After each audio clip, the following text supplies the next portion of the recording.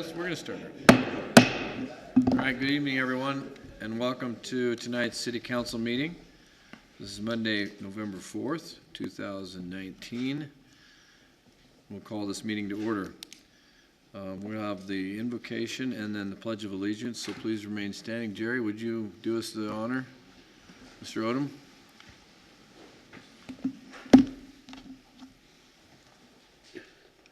Our God and our Father in heaven, we come before Thee this day, Father. We're thankful, Father, for this day and for Your blessings upon us, Father.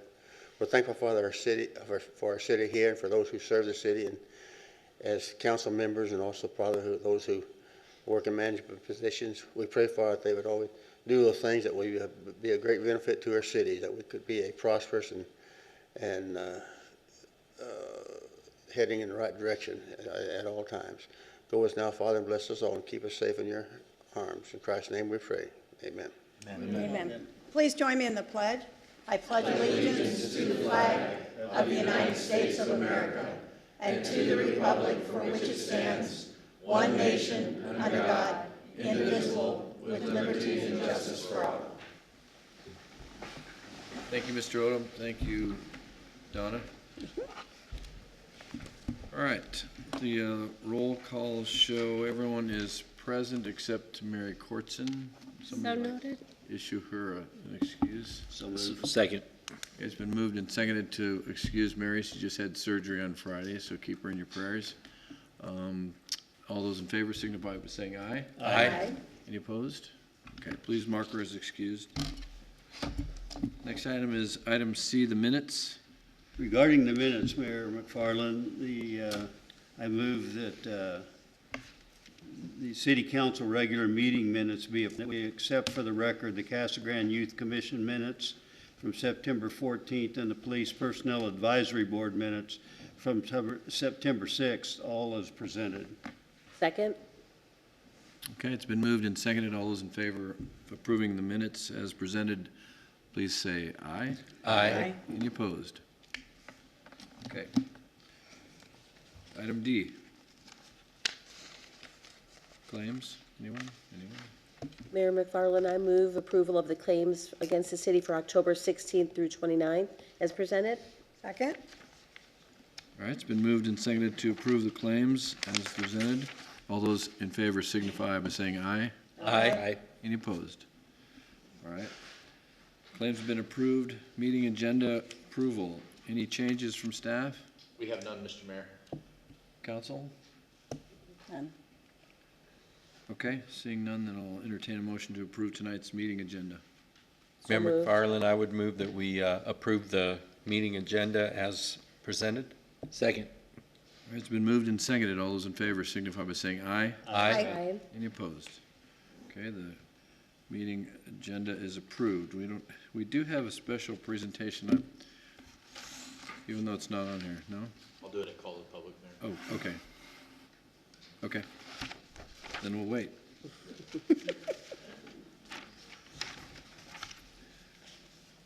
Okay, the next item is item G, all the consent agenda items. All items listed with an asterisk are considered routine matters and will be enacted by one motion and one roll call vote of the council. There'll be no separate discussion of these items unless a member or a member of the public so requests, in which event the item will be removed from the consent agenda and considered in its normal sequence on the agenda.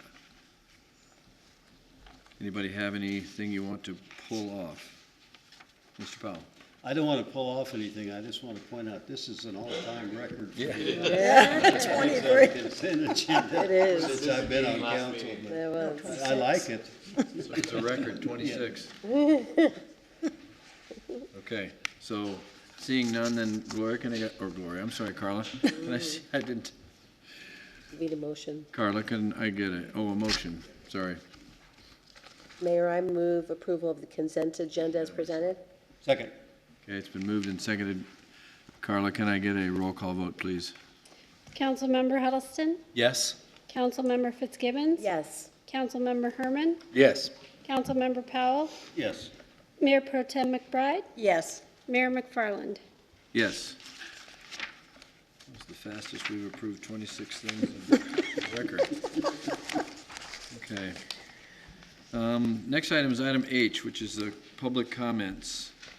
Before I open that to the floor, Larry, did you have some comments? Yes, Mr. Mayor, members of the council, and for the members of the public, if I can just quickly introduce a couple of new members of the City of Casa Grande team. Rob Sweeney will be serving as our interim finance director. Rob comes from he's served in interim capacities. Welcome.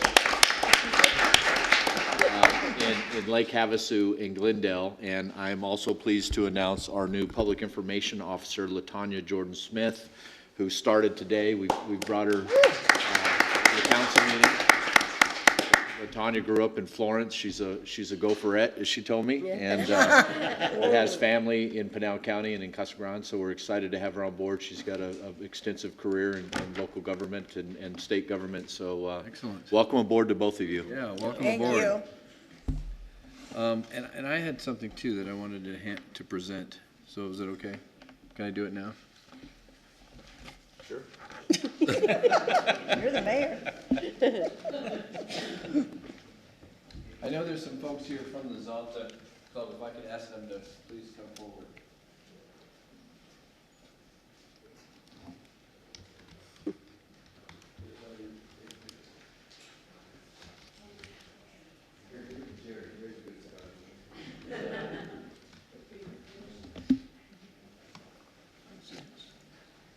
The Zonta Club. Zonta? So, you gotta get in the picture, come on.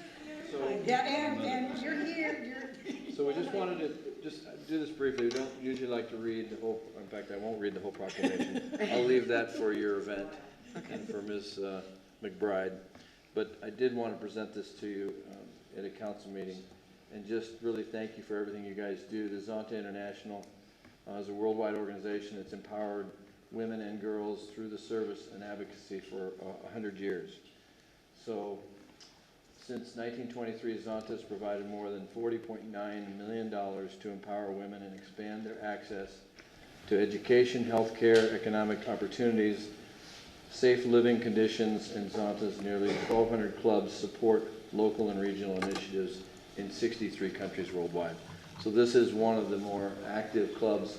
I've been involved and around the Zonta organization probably for about 15 years now, and they do some amazing work. In fact, I think you're more active today than you were 15 years ago, so it's much appreciated. I know you have some clubs in the schools as well, because I've been there for the kids and the young people in the Mission Heights. I know they have a club, active club there.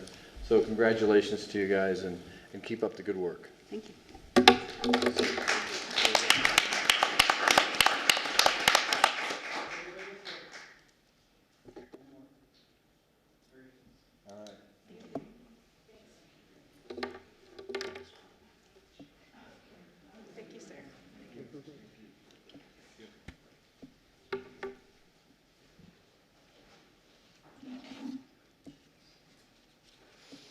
Okay, now we'll throw the floor open to public comments. So if anybody from the public would like to approach the lectern, please state your name and your address, and please keep your comments to 3 minutes. Good evening, Mayor, council members. John McGuire, 1748 North St. Francis Place. Just been a while since I've been up here to bother you, so I figured I'd take a moment. Actually, I wasn't planning on being here, but we got some news that, in my view, of course, is excellent, excellent news. We got our latest housing start numbers for October, 55 more single-family permits, and we cracked the 500 mark for single-family home permits in the city this year since January. So, and that's not including several more larger projects that I believe are going to be announced soon coming to that. So I wanted to thank you. I mean, obviously some of this is just global economics and Casa Grande's All the councils. that's it. But the council did have something to do with a lot of it, with your willingness to lower the impact fees and work with developers and all those things. And I believe these things are going to help the city. The growth is going to help, and it's going to help our tax base, and it's going to start to bring us some amenities that a lot of people want. So I did want to take just a moment today with that information coming out and thank you for your part in it. So thank you. Thank you, John. Thank you.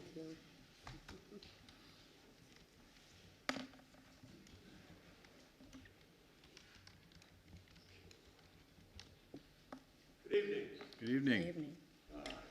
Ladies and gentlemen of the city, my name is Parker, Pastor Parker John.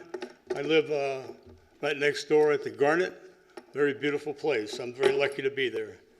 My concern tonight, I believe it's called the Rock House. It's 116 East Florence, right next to Mike's Barber Shop. I'm sure most of you folks all know where that's at. I walk around town a lot, and I was looking at that place that's for sale, and I noticed that there's homeless people living in the building. Windows are knocked out in the back, and I've talked to Rock's Realty about it. I did go to the police department, and a great big officer came out named JR. I really commend him. He was very helpful. He said he'd take a look at that people living there and see if he could get rid of them. So I've been back again, and the place is cleaned up, and they boarded up the back windows. But what I'm requesting is that's a historical landmark, and I got a bad feeling that the property would be worth more money if the building would burn down and they would clear the building off the property. So I'm requesting that either you could talk to Rock's Realty, or we could put up a small fence in the back with a large sign that says "Stay Out." There's two side entrances that would just take about a 6-foot fence. But I'm afraid that the place is going to get vandalized even more. I haven't been in to look at it, but I'm interested in buying the place. And I'm just hoping that you could see, since it is a historical landmark, that we could put up a fence in the back to keep homeless people out of it. And I thank you for your time. Thank you. Thank you. Thank you. Thank you. You know what, we'll direct staff to look into that. Excuse me? We'll direct staff to look into that, and if you can, before you leave, if you want to leave them your contact information. Sure, I will. We'll have somebody contact you back. Anyone else in the audience care to speak to the council tonight?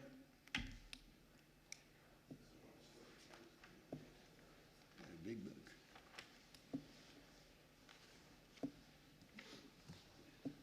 Evening. This is about concerning anything. Yeah, could you state your name and your address too, please? Lamar Spahn, address is 1718 East Hurley Road. I've lived in Casa Grande for 74 years. Oh, I'm sorry, since 74. And Good. Let's say you're looking good. Definitely. I have a website. I do have concerns. Last year, October 22nd, 2018, my home was swatted. It was swatted by police officers. They came to our home and held us for 4.5 hours looking for a crime we didn't commit. We later discovered that when the police arrived with firearms and surrounded our house, screaming, "Come out with your hands up." We were held there for 4 hours. We were denied to call an attorney. We were told that our front door would be kicked in despite the fact there was no warrant. One of the officers had privileged information about our family that was not released to the SWAT call or by dispatch. It was later discovered the officer had a personal relationship with the suspect and a father who had questionable level of integrity with the community. And it was because our daughter was violently assaulted by a former cop's son. And we discovered this on October 23rd. On October 24th, Officer Matthew Carter and Brian Martinez returned to take a proper police report for the assault that occurred on October 22nd at 581 Prickly Pear Drive. Screenshots were provided to the police. We had identified our child as an abuse victim and identified the suspects. We took our daughter to a hospital for treatment and filed a protective order. We identified our daughter to the hospital with the abuse victim and identified the suspects and the parents as no contact to the hospital. The judge who heard the restraining orders was later to discover to have a personal and professional relationship with the suspects. On October 26, 2018, we learned we had been turned in for child abuse with the injuries that our daughter received on October 22nd of 2018. Now, when the officers were there, they separated our minor child and interrogated her. There was no forensic interview. They also didn't take pictures, any forensic pictures of the abuse that had taken place. I just had to clarify that. We were not aware that the suspects have friends at DCS and were trying to report against us and try to assign it to Bridget Nash so they can filter information going through the agency. We served him with a restraining order, and within 3 hours it was violated. We learned the suspects and both his parents were contacting our child at the hospital using our identities to make contact with our child. They recorded themselves tampering with witnesses. The hospital also recorded the interaction between my child and the suspects. The hospital and police were notified of the unauthorized contact, and a police report was filed. The suspects repeatedly on November 3rd attempted to hack an iCloud belonging to my daughter in an attempt to destroy evidence against him. They eventually hacked the iCloud and admitted to police they hacked the iCloud. The suspects also notified the victim that her nudes had been shared on child porn websites. The nudes were in the iCloud that was hacked. November 13th, we requested our daughter and placed her in a group home as far away from Casa Grande so we can keep her as far away from the suspects. That location was in Yuma. The contact between the suspect and the victim did not stop there. Our daughter was never in DCS custody. DCS never had any say-so in the matter involving our children, ever. But Casa Grande Police Department falsified a police report saying that we had lost custody. November 27th, we discovered the suspect obtained a firearm from his father, former CGPD volunteer, with the intention of harming me. We had a restraining order modified before it was reserved, and the suspect searched at Casa Grande Union High School. The suspect and his father were notified by an employee from the courthouse that we had been there modifying paperwork. Witness provided recorded statement that the gun was transferred to another individual prior to the search on school grounds.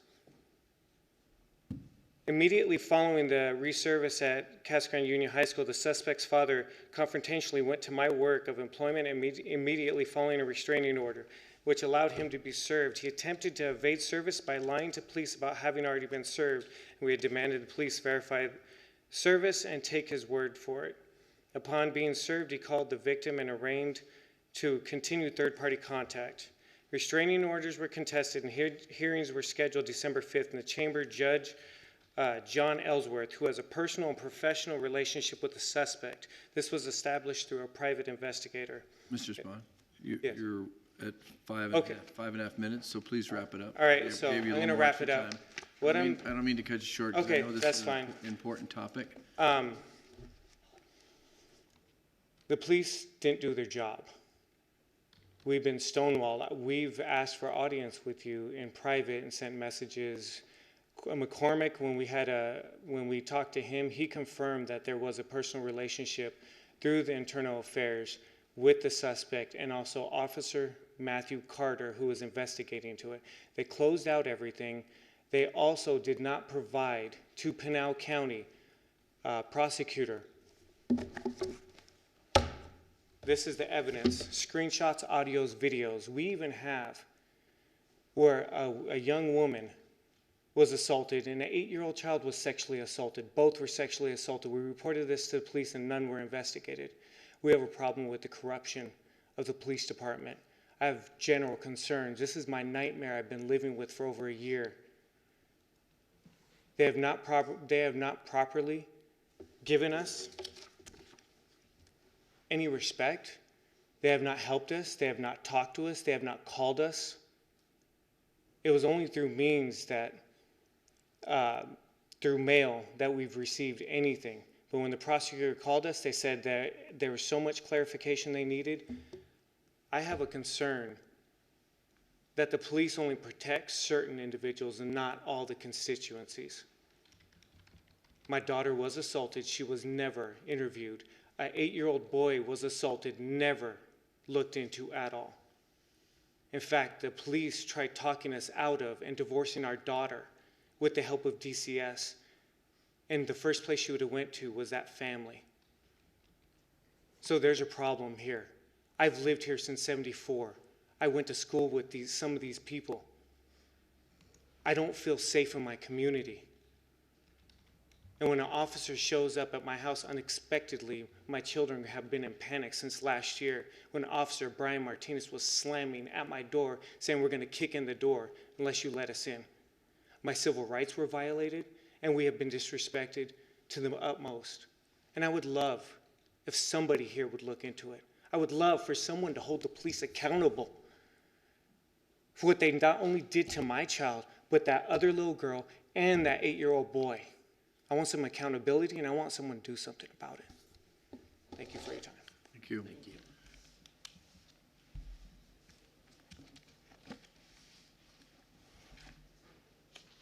Anyone else? Okay, and I'm going to close the floor. We'll move to item I1, consider ordinance number 2944.1. Yes, thank you, Mayor and Council. Staff recommends that the Mayor and City Council authorize an amendment to a lease agreement with the Pinal County Veterans Memorial Foundation to adjust the legal description and boundaries of the land for the Veterans Memorial Park. In 2016, the council approved the original lease agreement with the Pinal County Veterans Memorial Foundation. This agreement allowed the foundation to utilize approximately 1.789 acres of city-owned property at the Ed Hooper Park to serve as a future site of a Veterans Memorial. Over the last couple of years, staff has worked with the foundation to revise their site plan. The revised plan will now be a proposal including 2.873 acres to provide more flexibility and be more seamlessly integrated into the park. Robert Miller from the Veterans Group is here to answer any specific questions about the site. And with that, I would stand for questions. So Stephen, what was the original size? 1.789 acres. You added an acre to it? Correct. Basically. Okay. And the shape changed slightly. Mm-hmm. So Robert, what are you going to do with the extra acre? So some of it had to do with, we originally, property went all the way to Pinal. And kind of we're dealing with a number of things, ADOT, the entrance, as well as there was a, sorry, Robert Miller, 1280 Brenda Circle. Had to deal with relocating a road, and so a lot of it was just kind of outdated and didn't work out well. The additional acreage, we've kept the boundaries currently for the layout, I think that was included in your guys' packet, to similar to the original shape, just stopping it at the frontage road, but have the ability for some future expansion. A couple of ideas that were potentially done, which would be a final phase of the area, would be maybe some sort of military museum, because a lot of the veterans organizations I've worked with have a lot of old supplies, uniforms, different things that if anybody went out and saw the Vietnam Wall when it came, right, the truck that was there that kind of had storylines, something like that with shadow boxes, and kind of give us a history, because our goal is to create, you know, an educational piece as well as remembering those that gave the ultimate sacrifice. Okay. And so not positive on exactly what some of that area would be, but it would be probably in conjunction with any future development by the city and whatever their plans would be.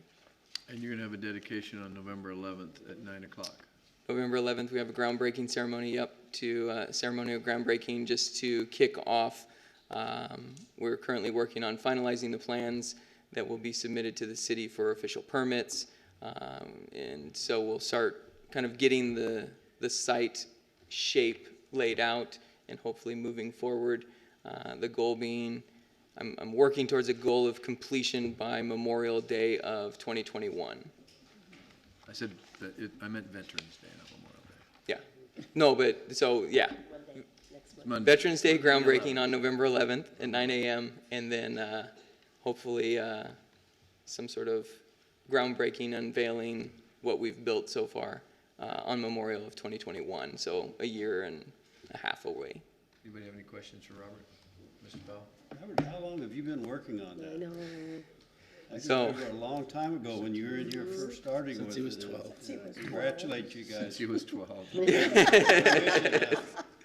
So I've been a part of the organization for 6 years. The foundation itself has been in existence for about 10 now. And so, obviously, I think it's been proven, it's all driven by volunteers. We have no staff member, nobody's paid. And so it's just been the goal of those that started it many years who unfortunately are no longer with us. Some have moved closer to family and kind of, we'll say, getting a little long in the tooth, I guess. But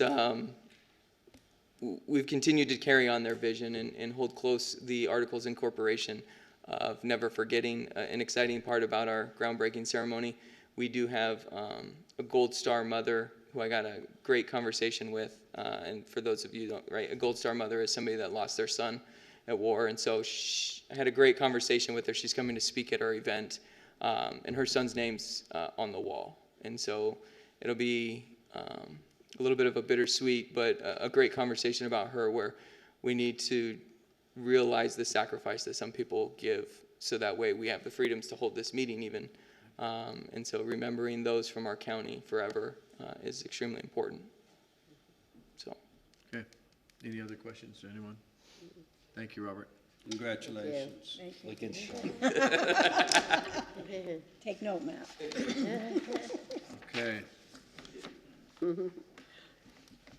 Seeing no other comments, then I'll take an ordinance number, please, Carla?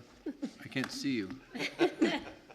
Ordinance number 2944.1, an ordinance of the Council of the City of Casa Grande, Arizona, approving amendment number 1 to the lease agreement between the City of Casa Grande and Pinal County Veterans Memorial Foundation, and authorizing the execution of an agreement by the city manager.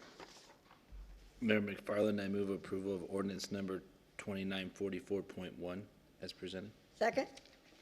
Okay, it's been moved and seconded. Can I get a roll call vote, please, Carla? Councilmember Huddleston? Yes. Councilmember Fitzgibbons? Yes. Councilmember Herman? Yes. Councilmember Powell? Yes. Mayor Pro Tem McBride? Yes. Mayor McFarland? Yes. Before moving on to the next item, though, Larry, the last public speaker we had, will somebody please follow up with him? I want to make sure we follow up with him. I don't want his comments to go on deaf ears, and don't think that we don't care up here, because we do care. And I just want to make sure, put that in the records, please. Okay. Item J1, J2, and J3, these are our boards and commissions assignments. And I wanted to kind of publicly announce, I don't think David's here. I do know that Robert is here. So Robert, if you would please stand up. Robert volunteers actually on 2 of our boards. This is for approval for the Board of Appeals, and he's also on our Planning and Zoning, and actually currently serves as the chairman of our Planning and Zoning. So Robert, thank you very much for everything you do. Oh, okay. Well, thank you. Thank you. A double thank you. Double your pay. So, and also, public thank you to David Schlegel as well for his work on the Board of Adjustments. We do have openings on the Board of Adjustments, Board of Appeals. I think that's it, right? Historic Preservation Commission, Well, we have somebody who's applying for that, right? but it's still open. But it's still It's open, still okay. So if you're interested, take a look at the website, take a look at the city's website under the city clerk section, and fill out the form, and Carla will call you. Yep. All right, so I guess these are each individual items, so I'll take an approval from somebody for J1. Mayor, Or a motion? Yeah, I move to. Second. Can we do all these at once? Nope. Okay, never mind. All right, so there's been a motion and a second for approval of item J1, which is David Schlegel's appointment to the Board of Adjustments. All those in favor signify by saying aye. Aye. Any opposed? Okay, thank you, David. J2 is considering approval of Kenneth Robert Miller to the Board of Appeals. Mayor, I move approving Kenneth Robert Miller to the Board of Appeals with the term expiring August 4th, 2023. Second? Okay, moved and seconded. All those in favor signify by saying aye. Aye. Any opposed? Okay, thank you, Robert. And J3 is consider approving appointment of Mr. Miller to the Planning and Zoning Commission. Mayor, I move approving the appointment of Kenneth Robert Miller to the Planning and Zoning Commission with a term to expire November 5th to, is that 5th? 3rd, 2022. Second? All right, moved and seconded. All those in favor signify by saying aye. Aye. Aye. Any opposed? Thank you, Robert. Again. Boards and commission thing, you're gonna get a lot of prizes. Yeah. On 3 committees, so. All right, the last item, I believe, on our agenda tonight, or at least main item on the agenda, is item K1, and sorry to make you guys stick around for that, since you've been here since the study session, but the best is saved for last. This is considering a request from the Pinal Alliance for Economic Growth and the Achieve Pinal Committee to serve as, the city to serve as a host for the AARP Foundation Experience Corps Pinal Third Grade Reading Initiative. Anybody have any comments or questions on this? Because we had a study session on it. I would move approval. Okay, Mr. Powell's moved for approval. Second? Okay, moved and seconded. All those in favor signify by saying aye. Aye. Any opposed? Okay, congratulations. All that wait. That was cool. Okay, we don't have any executive session tonight. We will have one the next meeting. That'll be published later. Next is reports. Bob, we'll start with you. Okay. Number one, over the weekend, we had a lot going on. I know all the council members were busy. I had the pleasure of riding in the Veterans Day Parade with the mayor on the fire engine, and also attended the Ride for the Warrior at Peart Park. Both were very well attended and very enjoyable. Also had the opportunity, I'm losing track of the days, was it Friday? Friday. Friday. Lisa and I both attended the 6th Annual Pinal County Business Education and Workforce Development. And Judy, is that part of your Chief Pinal group? Because I know some of the figures were reported on that you brought forward tonight, so. Well, we're contributing to the results that we're all working. Okay, okay. Anyway, a lot of real good information, and thank you to that group for tracking everything that they do. A lot of good things to look at and consider priorities, so. Great. That was it. Thank you. I didn't get to go in the parade because we were shredding paper with the Youth Commission all morning at First American Credit Union. They donated it, and they're happy to say with a little nudging at the end, we broke $1,000 raised for the Youth Commission. And some people went through twice through the line, no names mentioned. But that's okay, because I think he paid twice. So I can't talk to him because we can't do that, right? And I want to thank Public Works and their team for helping us out. They brought the e-cycle, and they help unload, and it's just great. And we got good pictures with everybody. And First American Credit Union, of course, because they pay for the event and let the kids do it. And also, along with that, the Youth Commission sponsored their first Halloween dance at the Community Recreation Center. And it was, they had over 60 kids their first year. And so it was free. They had free food, free candy, a lot of candy. They did their own DJing. They did arts and crafts, bobbing for apples. And I could hear the music outside, not too much, but it was a great atmosphere. And then driving down the road, you can see all the lights inside of the big community room. And it was a beautiful night, so the doors were open. Also attended Ride for the Warrior in the evening. Wonderful event, lots of good volunteers in this town that put that on. And I love having it at Peart Park. I think that's great. And what else? Oh, also thanks to Nance for the team from Steve's department over at the rec center. They did a great job helping setting up, and also the youth commission. They did everything. They partnered with the Boys and Girls Club, who also provided chaperones and got the word out. So it was really fantastic. And to go along with cleaning up the city that we had talked about in the past, there's a drop-off day this Saturday at West Park and Cruise Park where you can bring your bulk items and tires and anything else that you may want to dispose of from your house. Yeah, tires even, and it's free to drop them off that day, so it's a really good thing. So thanks Kevin and his department, and they have 2 locations, Cruise Park and West Park. And that's all I have to say. Thank you. We had a very active Halloween. I was Thanksgiving because I was sitting inside. I wasn't. But my wife and 2 other ladies sat up on our roof and were witches and had scary music and had fog lights going and stuff. And so we probably scared them pretty badly. Saturday morning, I was privileged this year to be a judge for the parade, the Veterans Parade, and 143 entries, I think. It was a big, long parade, and lots of flags, lots of patriotism. But the biggest thing of all was this bomber that came out of, it's the only flying bomber left from World War II of its kind. And it came over and right down Florence Boulevard, then did a U-ey in the air and turned around and came back again.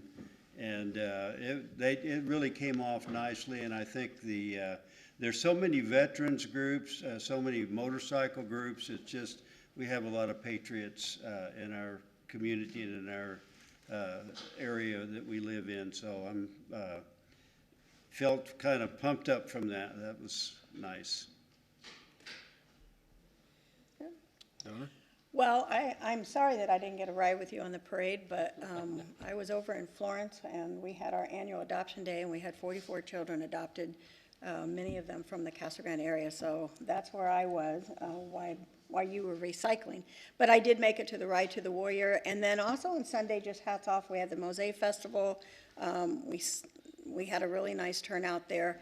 And I wanted to mention that I did attend the State of the District for the elementary district, and I was really impressed by the information they gave, both from the standpoint of what we need to be doing better, but also from the fact of where they've made some milestones. So I was appreciative of that, and then thank the mayor for attending the town hall that we had last week. We had about 180 in attendance, many from the youth commission.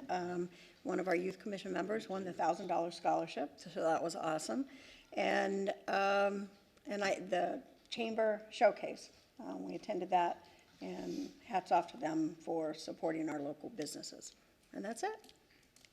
That's it. Huh? That's it. I know, and it is such a busy time, and what's so nice is that so many, we're all involved in so many different things, but it's good to report on it. But, of course, the veterans, it's something that's always important. My dad's a veteran, my uncles are veterans, but unfortunately I wasn't able to attend the parade this year. My family walks at the Alzheimer Walk, and I'm sure there's many of you that have had, I lost a loved one, my mom, to Alzheimer dementia, and so this is something that hundreds of thousands of people do in the Phoenix area, but there's people from our community that go to it. And if you've never done it, I really encourage you to do it, because it's just inspirational, not only for people that have lost their lives, but the caregivers that are caring for people. So that's where I was during that. But the Ride for the Warrior, I got there a little bit later in the evening, and it was great. I mean, I'm with you, Matt. I was excited to see it at Peart Park. It was a great night. There was great music. So I really commend the Ride to the Warrior Committee for doing that and bringing it here for free. It's too bad more people weren't there, because it was just a free event and just a very, very nice evening. So that was great. We talked a little bit about education and the importance of the city being involved, and when it comes to collaboration, I really see a difference. And So Larry, I know it's something that, we put on there, and I know you guys are really moving forward. I mean, this is the first year. I mean, last week I attended 3 different educational summit, or whatever they were. The elementary school district had their state of the district, and I was really impressed. Their vision is not only learners, but they're pushing on leaders and innovators. They talked about their core values, again, not only learning, but it's about compassion, responsibility, equity, valuing everyone, collaboration, working with different, cities, nonprofits, whatever it is to move these children forward, excellence, making sure that our kids are achieving the highest academic standards, and overall learning, growth, and development. So I was just so impressed with Dr. Gonzalez and what she's doing, and the board. I know Judy Jackson is on the school board, and I just know they're really taking this serious as far as workforce development, and it starts at a young age. So then the high school district also had a state of the district, and they wanted to make sure that we as city leaders and community members understand what they're doing as far as their part on creating the next generation of workers. And so they kind of went through their different career opportunities. People forget that they have programs in agriculture, automotive technology, construction technology, bioscience. The student that was sitting with us, Larry, wow, I mean, it was just over my head, the things she was talking about. So just brilliant young people, engineering, science, culinary arts, and early childhood education. And their big takeaway is, making sure that, the CTE, the trades are something that we're talking about, and we know the importance of that in the future workforce. But they also talked about the internship program, and the city started one this summer, and it was a small program, but it was very successful. And so they asked for other business leaders and community members, if you have a business where you can bring a student in, they would love that, opportunity to give some of these young people a chance to explore some of the careers that are out there. So that was their takeaway. And then the other thing is they are starting a advisory group, because there's a lot of concern about soft skills with these young people that are graduating, and so they're asking some of the business leaders and community members to come together, and what do they need to implement in their schools to help the kids develop these soft skills, like showing up to an interview, dressing, whatever it is, resumes and things like that. So they're putting a committee together to try to put together a curriculum on how they can improve this. So, and then Councilmember Huddleston talked about the Pinal partnership, the Pinal County Business Education Summit we attended, and the Center of the Future of Arizona kind of went through their progress meters, which is, Chief Pinal is one piece of that. And I think my biggest takeaway on this was, we're working with the high schools and the middle school and now the reading literacy, but I feel that there's a little bit of a gap in that early childhood. I know there's a lot of programs out there, but I think it's something that maybe we as a city need to try to get on top of a little bit more in working with this group, because we are with some of these other age groups, but it's that 0 to 3 that's critical, and there's so much that's going on with that. Sorry, I know, Mayor, I'm going on and on. And the last thing is the Cesar Chavez Committee had the Dia de los Muertos event. It's just kind of the start of their fundraising programs for the scholarship committee, and for their big event is in March. So, and I think the mayor's going to probably bring up the census, but remember, Census 2020 is coming up. The city has Stephen Turner's done a great job putting a tab on the city website on what's going on with the census, and March 12th, Mayor, is the date that the census is coming out. I know I should have that, but again, Census 2020, it's important. Make sure you tell everyone how important. That's it, sorry. He's looking at me like, are you done yet? I don't have anything else to say. Okay. Sorry. He kept marking off stuff here. Ladies first. I will reiterate the boards and commissions and to our volunteers who do work our boards and commissions. They are very, very important. And remind everybody we do have 4 openings, actually, the Historic Preservation Commission, and then we have an opening on the Board of Appeals, and then 2 openings on the Board of Adjustments. So if you're interested in any of those, please see Carla or look on our website and fill out the application, and we'll be glad to talk to you. And I am going to reemphasize the Census 2020 because it's so important that we all make sure that everyone gets counted. Even if you live here 6 months out of the year, if you are here 6 months of the year, then our winter residents should be counted, and they can start being counted starting March 12th through the end of July, or I think it's through the end of July. Yeah. And it is all online this year, so if you don't have a computer, go to our library. They can help you get to the website. They also will have an app that you can actually do it on your phone as well, so on the smartphones. And just I want to give a special shout out to the Jacksons again, because along with this 3rd grade reading program, they are also huge, especially Bob and Judy, in this Careertopia that they did at Union High School here recently. You talked about kids and getting out to see what different opportunities. Well, that Careertopia is exactly what that is. It's a great opportunity. There were 400 kids at Union that came through the program, got to see different types of jobs, talk to people, how much did you get paid, what kind of education do you need. It's just so critical that you get that interest in the young people now. And so I can't thank you guys enough for everything that you're working on and doing in that area, along with Jerry too. Thank you, Jerry, for the whole 3rd grade push on the reading. I think that's going to make a huge, huge difference in our schools. And like I said, we're already seeing some changes, so I think it's exciting time, and I'm excited for all that you all are working on, and that hopefully we're helping and we're supporting as well. So that's my goal, is to support you in everything that you're working on. So, and anything you need to just let me know. Short of money.